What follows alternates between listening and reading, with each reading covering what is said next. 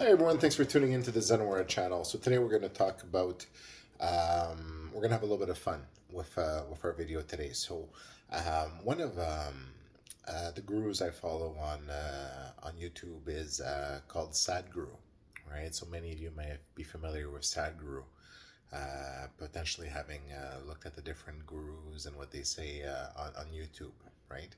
So I actually also follow Sadhguru. Actually, there's two gurus that I follow on YouTube: Sadhguru and Yogi Raj Sadhguru Nath.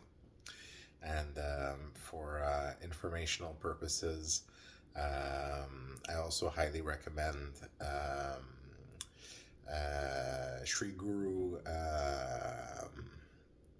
Rohit Arya. Okay. So he also has some great material. If you're looking for other people to listen to, these are the sources where I would point you for different reasons, different sources, okay, of information on YouTube.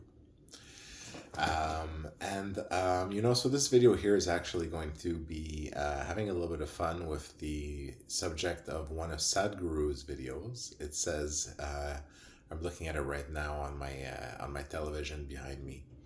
And it says, it's Om, not Om. So it's A-U-M, not O-M, exclamation mark. And the right way to chant A-U-M. Okay. So this video, and I understand definitely what Sadhguru is saying here, okay, in this video. But we're going to have a little bit of fun with this video, and we're going to name this video, it's A-U-M and O-M. The right way to understand Om. Okay, so we're gonna have a little bit of fun with this video here. So I hope you continue with this video, and this is something that's interesting for you from the point of view of someone from an avatar who's enlightened.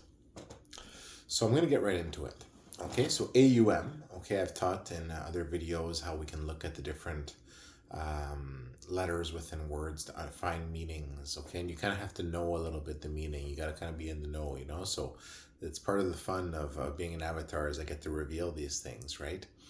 And it makes me look like I have all this knowledge, and they're actually pretty simple. So AUM, what does AUM stand for? I've got my little notes here, but I don't really need the notes. But AUM stands for Automated Universal Mechanism, right? So AUM, that's what it stands for. So we've talked about the Kala Chakra, how we all operate within the Kala Chakra, and this is the story that runs within the Kala Chakra. We're all moving within the Kala Chakra, etc., etc., etc. Okay, and basically, I've talked in previous videos how one of the things we can strive to do when it comes to important issues to work as united systems, right? So we're systems that work in an automated universal mechanism. So all the parts move together, and all the Kala Chakra, different levels of the Kala Chakra views that you can get during enlightenment and all these things, and you understand that we are an automated universal mechanism in which all this is, okay? And we're also I've talked about this in other videos as well, how sentient, intelligent vehicles that take activity. So your body is a vehicle. Everybody that's sentient and intelligent has a vehicle and takes activity. It's Siva. It's one of the names of God. Okay, and that part of God is within us all. So I've talked about that as well.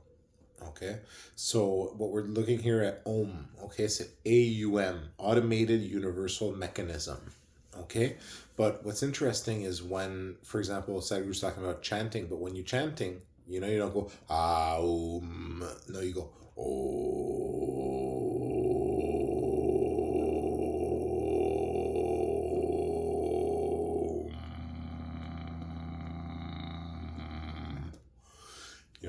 or however you do it, right? But it's more of an an O sound that comes out, OM, right?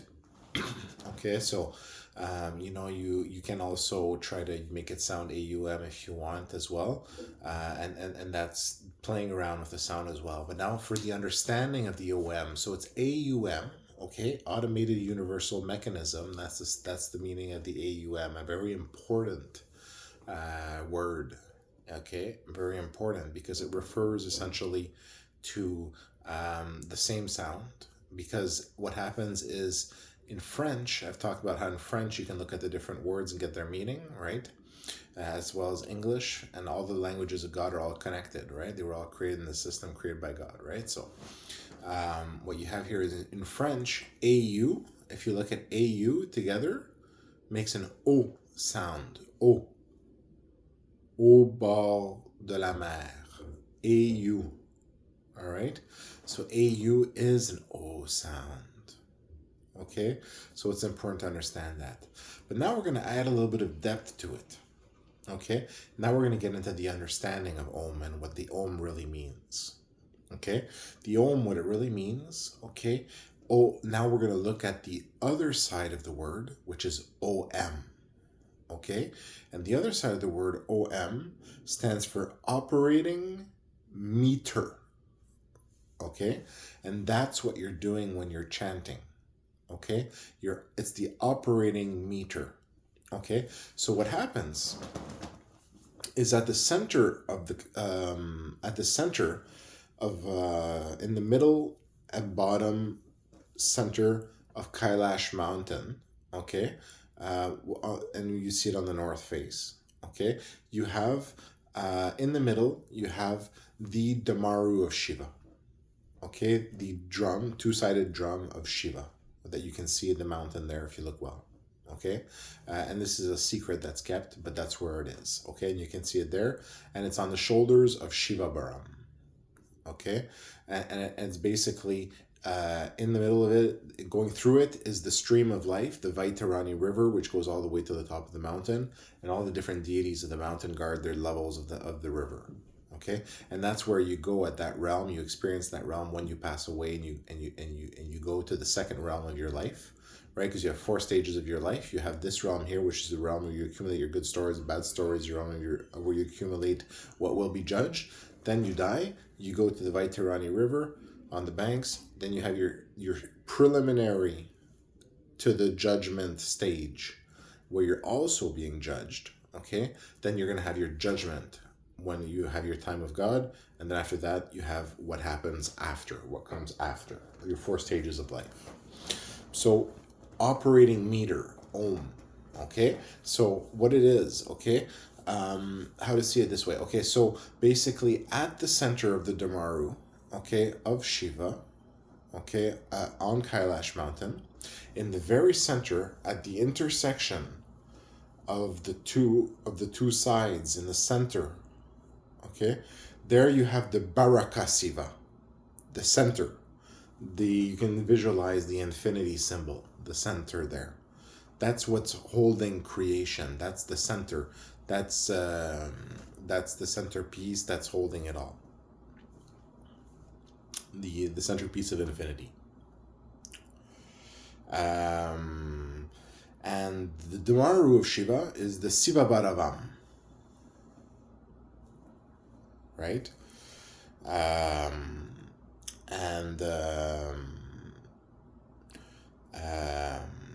In the center you have, and also you can visualize it this way, okay? Look at it this way. One side of the Damaru has the O, the other side has the M. The river of life goes through both sides. The side with the O is where life is contained. That's what allows the preservation of life. That's the creation where everybody exists within, the preservation of life, the O. And then the M is the meter. That's the operating. That's everything that operates. Everything operates within those parameters. And the M is the meter. The M means so much, the meter. But basically the M is where Shiva Baram comes in, right? And with his power, either loosens tension or adds tension to the meter. You know, adds length or loosens length to the meter. Right? And what that does is basically, as much as possible, allows everything to be as good as possible and as perfect as possible, as much as possible. And then basically adjust in consequence when things need to be adjusted in consequence. What it basically means is basically the maintenance of the order and stability of all of creation. Okay, so that's the operating meter. So visualize it this way. You're either easing the pressure, or if you're able to, you lift it a little bit more, to allow for even greater things, when you're able to. And what do you work on as a god? What do you work on as a project? You work on basically developing yourself so you have more ability in that sense. And if that's one of the elements of development, more ability in that sense to better allow for even greater possibilities, and basically even what you would call more efficient more efficient functioning of the system. So the O basically maintains creation. Okay, look back at Om. Let's go back to Om for a second. Okay, Om maintains creation, the O. Okay, and the M, okay, is basically the adjustment to creation. Okay, and so basically what you're doing in a sense as well, in a meter as well, when you're chanting, the Om as well, what you're doing, for example, a lot of people will do Om before a mantra or something like that, or for different reasons, have a different understanding of why they're saying the word Om. Okay, but what you're basically trying to do, if you look at it in that way, is you're trying to basically everybody in their own way, but you're basically working at the level of the automated universal mechanism and of the operating meter. That's what you're doing with Om. Okay, so that's what you're working at. So at that point, one way you can visualize it almost, you have the Om, the O, and then the M. At the bottom of the M, on one side you have a minus sign, and on the other side you have a plus sign. Okay, and basically it's adjusting the basically all the creation to adjust for the growth and the better things and success of creation. So how much more can we do? How much better can it be? How much more efficient can it be? How much more can we grow? All this, right? So adjusting basically the parameters of the equation of life. So different people are working on Om at different levels, okay, based on their understanding of Om. You might not be necessarily thinking that you're working at that level when you're first introduced to the concept of Om at your first yoga class, at the local gym or something like that. But you know what? Your understanding can definitely develop over time.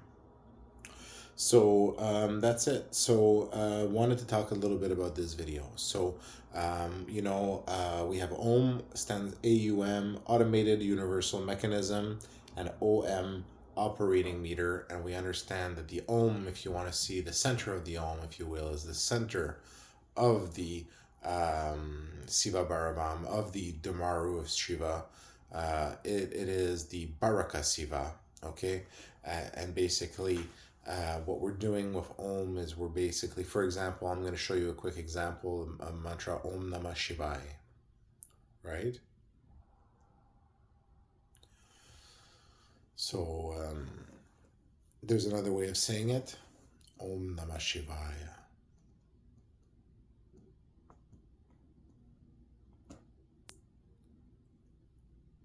And there's another way of saying it, right? Om Namah Shivaya, Om Namah Shivaya, Om Namah Shivaya, Om Namah Shivaya.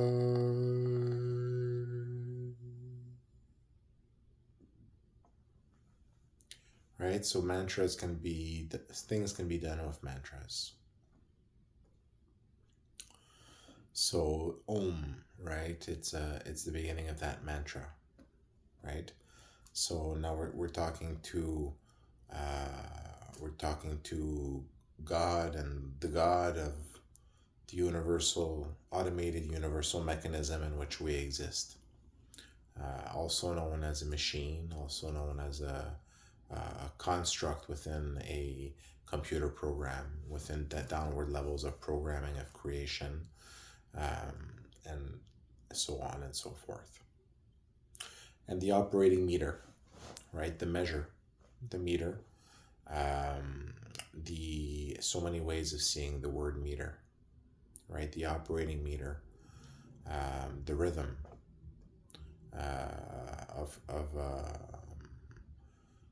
all that operates, right? And basically allows it all to continue operating, right? Because you can't just have the O, right? You also have to have the growth, right? So you have to adjust for the growth of creation. So a little video to add to Sadhguru's video, which is excellent, by the way, as are many of his videos, on the Om, AUM and OM, and just to talk a little bit more about that, to give you a little bit more information about the Om, and where you can see the Om and how you can visualize it, and how it's actually a part of Kailash Mountain and its story as well. And the story of the Dhamaru Shiva, and the center of the Dhamaru, the meeting point between the two different sides, right? Which is also the hourglass, right? The hourglass. And the end of creation is when the hourglass turns and stays and stops in the opposite position, right? And then that's the turning of the mountain, the turning of the hourglass, the turning of the Dhamaru of Shiva. And basically that's the end of the story. And you know what I say to that? Well, not for many years. Thanks for listening.